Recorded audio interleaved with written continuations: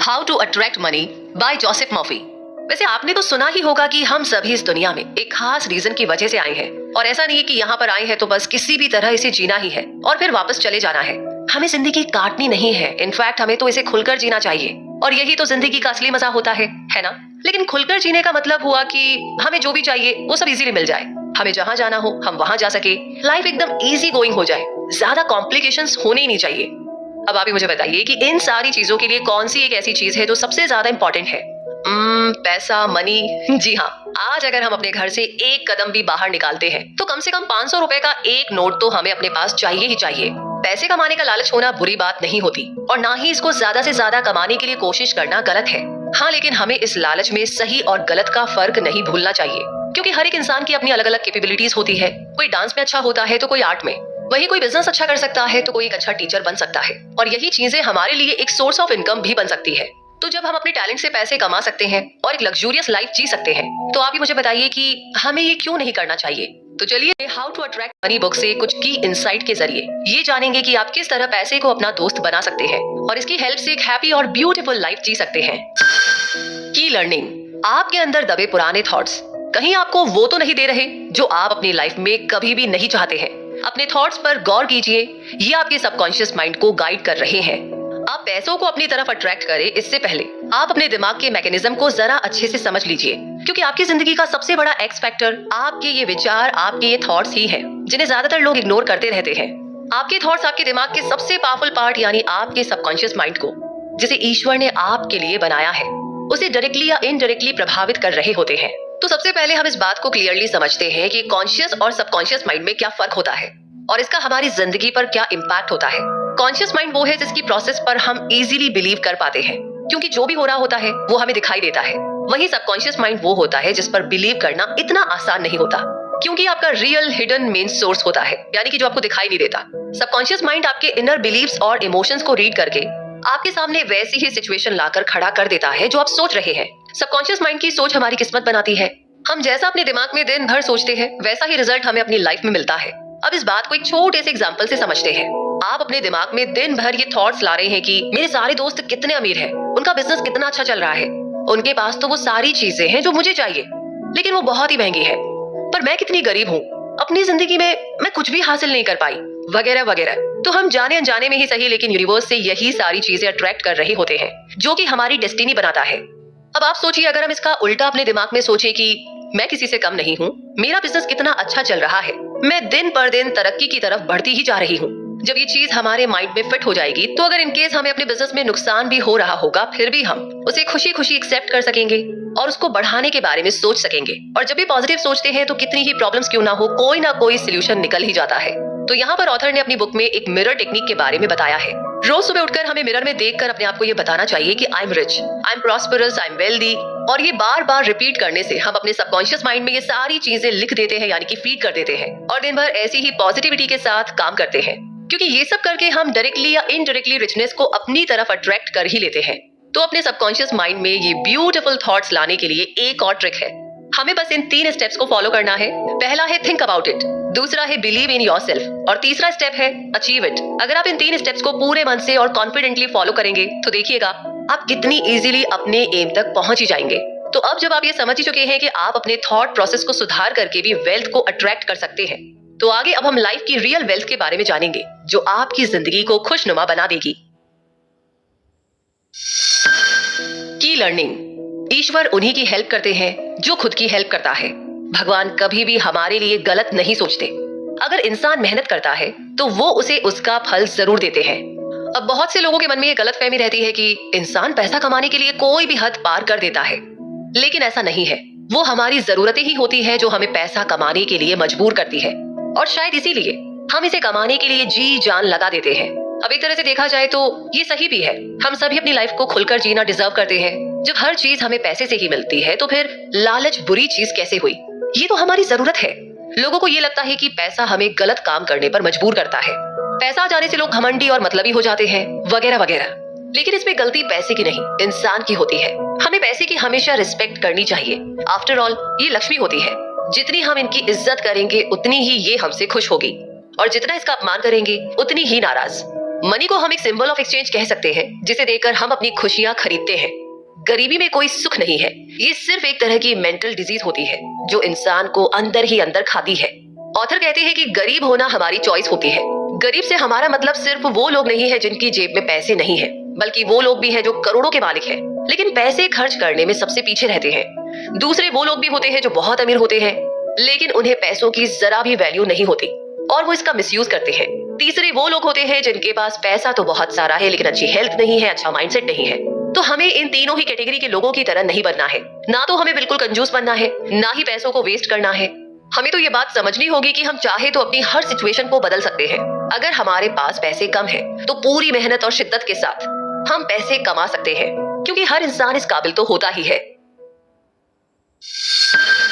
की learning, mental peace के बदले पैसे कमाना आपको कभी भी अमीर नहीं बना सकता। अब हमने ये बात तो समझ ली है कि लाइफ में पैसा बहुत इंपॉर्टेंट होता है, लेकिन क्या आपके बैंक अकाउंट में बहुत सारा कैश होना वाकई में इनफ है, सफिशिएंट है? क्या इसके अलावा हमें अपनी लाइफ में कुछ नहीं चाहिए? अगर देखा जाए तो ये चीज प्रैक्टिकली और इमोशनली दोनों ही तरह से सही नहीं है। हाँ, पैसे से हम हमारी जरूरतें बेहतर तरीके से पूरी कर सकते हैं, लेकिन हाँ, इससे हम मेंटल सुकून नहीं खरीद सकते। वो सुकून जो हमें हमारे आसपास के लोगों से मिलता है, हमारे पेरेंट्स, हमारे दोस्त, हमारा पार्टनर, हमारे बच्चे, हमारे सिबलिंग्स और हमारे फैमिली मेंबर्स। पैसे कमाने की रेस में हम इन्हें अक्सर नेग्लेक्ट कर देते हैं, इन्हें अपनी लाइफ में सेकेंडरी बना लेते हैं। ये बात वैसे सच है कि हम इतनी मेहनत भी इन्हीं लोगों के लिए करते हैं, इन्हें एक अच्छी लाइफ देने के लिए करते हैं, लेकिन हमें इस बात का एहसास होना चाहिए कि सिर्फ इनकी जरूरतें पूरी करना ही काफी नहीं होता। हमें इन्हें टाइम भी देना चाहिए, इनके साथ बात करनी चाहिए, इनसे अपनी फीलिंग्स को शेयर करना चाहिए और इन्हें समझने की कोशिश करनी चाहिए। ये चीज हमें सुकून देती है। अगर लाइफ में हमारा एम सिर्फ और सिर्फ बिजनेस करना ही रह जाएगा तो लाइफ में हमें हताशा, चिड़चिड़ापन, चिंता और निराशा ही मिलेगी। हमें अपनी जिंदगी को बैलेंस करना बहुत ज्यादा जरूरी है। हमें ये चीज समझनी होगी कि अगर बैंक बैलेंस होना इंपॉर्टेंट है तो उसके साथ साथ अपनी पर्सनल लाइफ में भी बैलेंस होना उतना ही इंपॉर्टेंट है। जब हम इस तरह अपनी लाइफ को बैलेंस करके चलेंगे तभी हमें मेंटल पीस हासिल हो पाएगी और तभी हम अपनी लाइफ को अच्छे से जी पाएंगे। की लर्निंग, फेथ और सुकून ही हमारी लाइफ की सबसे बड़ी कमाई है और इसी कमाई से हम इस दुनिया की हर चीज हासिल कर सकते हैं। हमारी सोच का हमारे काम पर सबसे ज्यादा असर पड़ता है। नॉर्मली लोगों का ऐसा मानना है कि हम जैसा सोचते हैं उसका हमेशा उल्टा ही होता है, लेकिन असल में हम जैसा सोचते हैं हमारे साथ बिल्कुल वैसा ही होता है। अगर हम पॉजिटिव सोचेंगे तो हमें रिजल्ट पॉजिटिव मिलेंगे और नेगेटिव सोचेंगे तो रिजल्ट नेगेटिव ही आएगा। देखा जाए तो हमारी समझ, हमारी मैच्योरिटी, सही और गलत के बीच का डिफरेंस समझ पाने वाला हमारा ये दिमाग ही हमें एक दूसरे से अलग बनाता है। हमारी वो समझ और सोच जो ये बताए कि हम खुद कैसे इंसान हैं, हमारे थॉट्स दूसरों के बारे में कैसे हैं। अगर कभी हमारी जिंदगी में कोई प्रॉब्लम आए तो उस समय हम अपने आप को उस सिचुएशन से कैसे निकालेंगे, हमारा ये रिएक्शन ही हमारी समझ को बताता है। इसलिए हमें हमेशा सही और गलत का फर्क करना आना चाहिए ताकि हम कभी भी अपना रास्ता ना भटके। दुनिया की इस रेस में जीतने के लिए कोई भी ऐसा काम ना करे जो किसी भी तरह से गलत हो। हमने टीवी सीरियल्स में ज्यादातर देखा है जो मेन रोल होता है वो अक्सर अपने आप से बात करता है। जैसे व्हाइट ड्रेस वाला कैरेक्टर हमेशा पॉजिटिव पॉइंट शो करता है और ब्लैक ड्रेस वाला कैरेक्टर हमेशा नेगेटिव बात करता है। तो हमारी नॉर्मल लाइफ में भी ना ऐसा ही होता है। हमारे माइंड में दोनों तरह की बातें चलती रहती है। इस समय हमें सिर्फ पॉजिटिव थिंकिंग को ही बढ़ावा देना चाहिए, क्योंकि यही हमें लाइफ में आगे लेकर जाएगी। जैसे कि अगर कोई फाइनेंशियली अनस्टेबल है तो उसे ये नहीं सोचना चाहिए कि वो दूसरों से कम है या उसके पास ज्यादा पैसे नहीं है। अरे भाई, अगर उनके पास कार है तो आपके पास बाइक तो है ना, अगर उनके पास बंगलो है तो आपके पास भी घर तो है ना। तो जब हम अपने दिमाग में इस पॉजिटिविटी को पूरी तरह से जगह दे देंगे तो आप यकीन मानिए कि हम अपने लिए एक खूबसूरत दुनिया सजा लेंगे और दिन पर दिन तरक्की ही हासिल करते जाएंगे। हमें अपने दिमाग में इस बात को बार बार दोहराते रहना चाहिए कि हम किसी से कम नहीं हैं।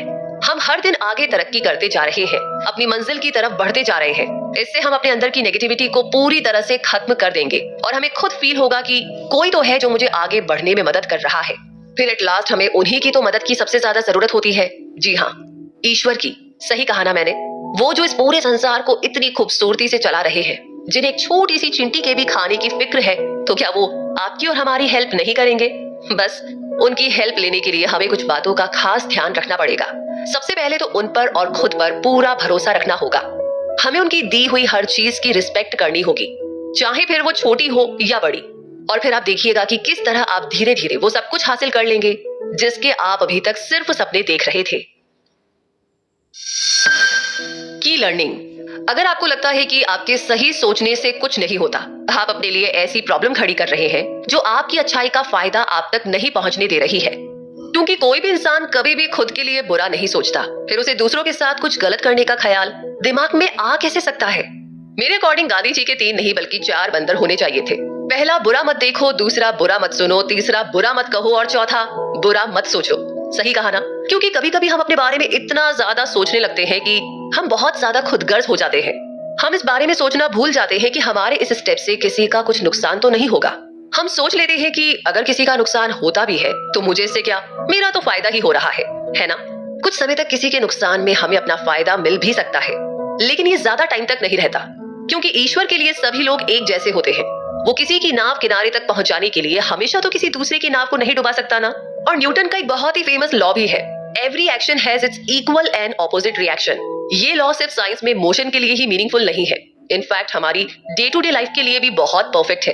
अगर हम किसी इंसान के बारे में कुछ गलत करने का सोच भी लेंगे तो वो गलत घूम फिर कर हम तक आ ही जाएगा। और उसी तरह अगर हम किसी की भलाई के बारे में सोचेंगे तो वो भलाई भी ना घूम फिर कर हमारे पास आ ही जाएगी। फिर अक्लमंदी तो दूसरों का भला करने में ही है ना? और हम मानते हैं इस बात को कि कंपटीशन का टाइम है, हर चीज में कंपटीशन बढ़ता ही जा रहा है।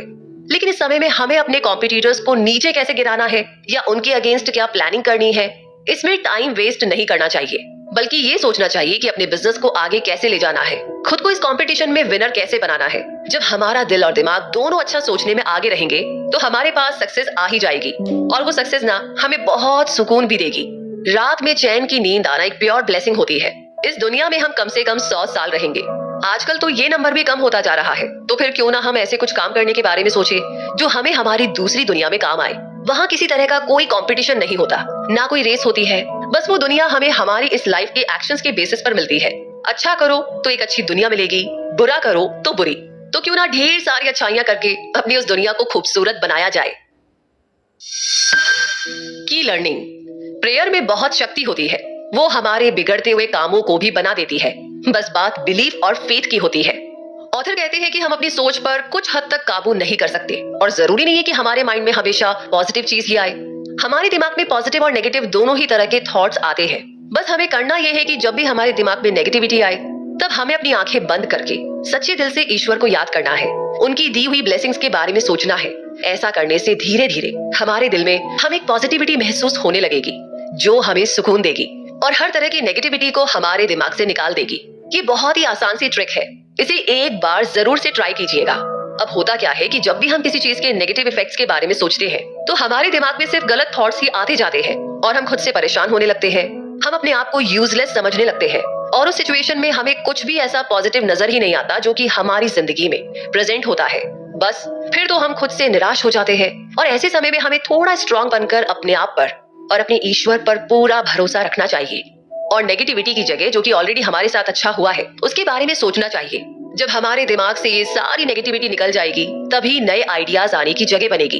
इन आइडियाज से हम अपनी जिंदगी की हर प्रॉब्लम का सोल्यूशन निकाल सकेंगे, क्योंकि नेगेटिव होना किसी भी प्रॉब्लम का सोल्यूशन नहीं होता है।